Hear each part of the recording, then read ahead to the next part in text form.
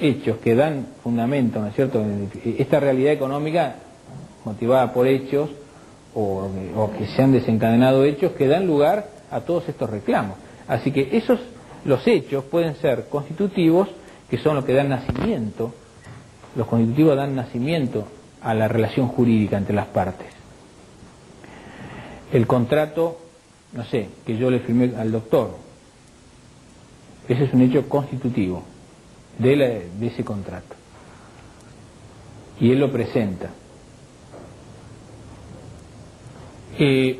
Los hechos impeditivos, un poco como la palabra lo dice, son los que impiden que nazca o dar nacimiento a esa relación jurídica.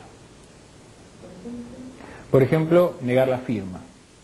No, pero esta firma no es mía. El doctor dice, Ojeda, no, esta no es mía. ¿Cómo que sí, que no? Bueno, entonces vendrá el perito y se establecerá si era o la firma o no. Un hecho impeditivo. O también podría ser que tenía un vicio en la voluntad, argumentado, sin entrar en que la firma era o no era como algo tan sencillo. Si había un vicio en la voluntad de la persona, si a lo mejor el que firmó era una persona pródiga y tenía... claro, ahí entra a tallar todo el aspecto psicológico y desde cuándo, pero cómo se expresaba, empieza a sopesarse y a sumar un montón de pruebas con los testigos, si se expresaba realmente como una persona normal o no era normal, en fin. Y ahí eso es un tema complejo que hay que valorar integralmente, porque estamos a través de todos estos elementos, nada más y nada menos que pretendiendo establecer si existe un hecho impeditivo, que era si esta persona tenía su voluntad viciada. Y también podría argumentarse un hecho extintivo, como por ejemplo es el pago. Si viene el doctor me reclama el contrato, sí, pero yo le pagué, ¿cómo? Acá está el recibo de pago. En el recibo de pago, hecho extintivo, de la obligación.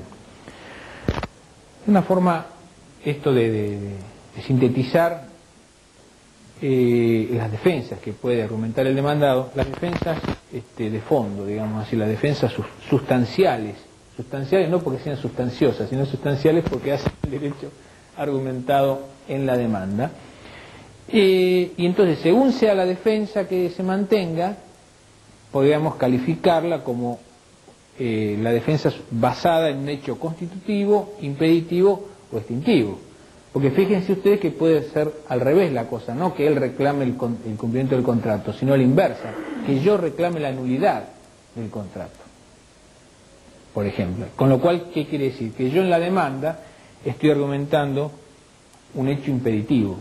Y él contesta y va a ser al contrario. Él va a tratar de demostrar que no, que existe el contrato. Así que él va a argumentar un hecho constitutivo. Por ejemplo, si uno plantea la nulidad del matrimonio por insanía, por ejemplo, tiene. Claro. La pericia terminará, el inicio está en haber firmado. Ya el hecho de haber ido y firmado, ¿no? Sí, claro, está compartida.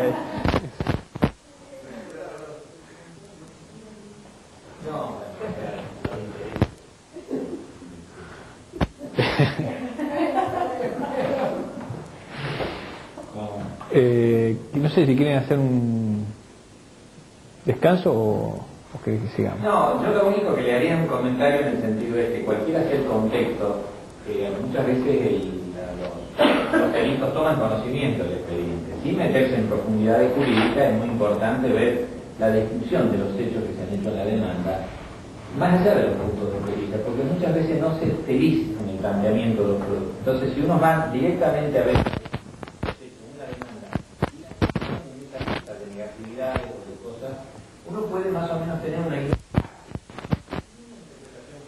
pero más o menos tener una idea de qué es lo que se está planteando, porque eso tiene limitaciones para porque uno no se puede apartar mucho más allá de lo que se dijo, por más que a lo mejor la investigación lleve a ver que en el planteo incluyeron otros hechos.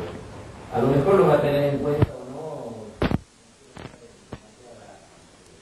consideraciones. Pero sí al perito le da una orientación en qué contexto tiene que poner las preguntas de la perito. Sí, yo creo que es importante esto que está diciendo porque no sé, yo les explico esto porque es un poco que cuando ustedes tienen que ver un juicio y ven lo que dice el otro dice niego todo, niego, pero ¿qué está diciendo? Bueno, creo que con esto se aclara un poco la idea de tratar de ver hacia dónde mira el juez, no en lo jurídico, porque es un tema del juez, sino en los hechos. Cuando hablamos de la demanda, hoy la demanda y tiene los sujetos,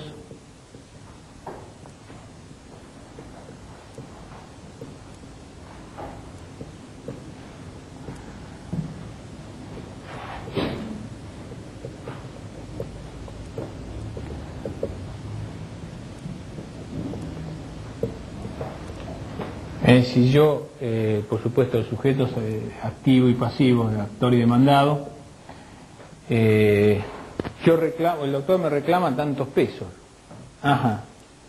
Y bueno, y entonces, bueno, ahí viene la causa. No, porque es un accidente de tránsito. En realidad sacaba el auto y vino esta persona. O sea, está explicando los hechos, está dando sustento y tratando de demostrar que existe un nexo causal entre los hechos que él está demandando y el reclamo, la pretensión, ¿no es cierto? En definitiva,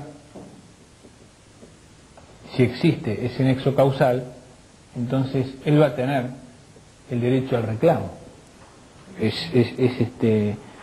Es un todo que va encadenado. Entonces ustedes cuando ven una demanda para hacer una pericia, más allá de los puntos, es un poco analizar qué es lo que dice, cuáles son los hechos, qué básicos, ¿no? Elementales por lo menos, salvo los que están puntualizados en la pericia, para poder entender mejor el conflicto, digamos, y no verlo como un compartimento estanco, este hecho que me pide, este punto. La lectura de un expediente en esos términos, demanda, contestación, tratando de detectar los hechos y la pretensión y lo que el demandado contestó, si niego, bueno, pero ¿qué es lo que me importa esta negativa? ¿No es cierto? Tratando de ver cuáles son los puntos más importantes de lo que está demandando, porque también se ponen muchas cosas de más, digamos, innecesarias en las demandas, ¿no es cierto? O puede ocurrir que la persona acepte una parte, como decía el doctor, no, sí es cierto que claro, yo choqué el auto, pero yo le pagué, o no, lo compensamos con una deuda que yo tenía. Esto en términos económicos porque es más fácil, pero lo mismo es válido para otro tipo de planteo. Podría ser, qué sé yo, un maltrato psicológico, un problema de dependencia de chicos, en fin. Claro, en el caso del divorcio, El contenido de la demanda puede no ser económico, puede ser de otro. en el caso del divorcio va a tener el objeto de la pretensión, ¿cuál es? Obtener el divorcio. Muy bien, pero que injurias graves, muy bien, injurias graves.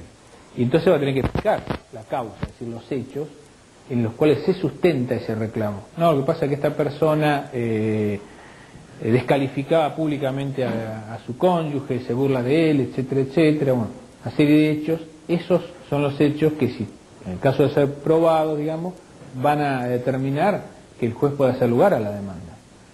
Sí.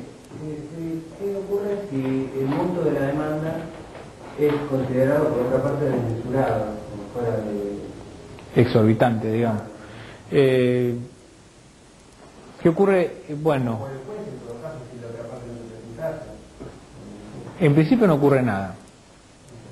Podría ocurrir algo que está previsto, pero que en la práctica nunca se da, que es lo que se llama la pluspetición inexcusable, ¿no?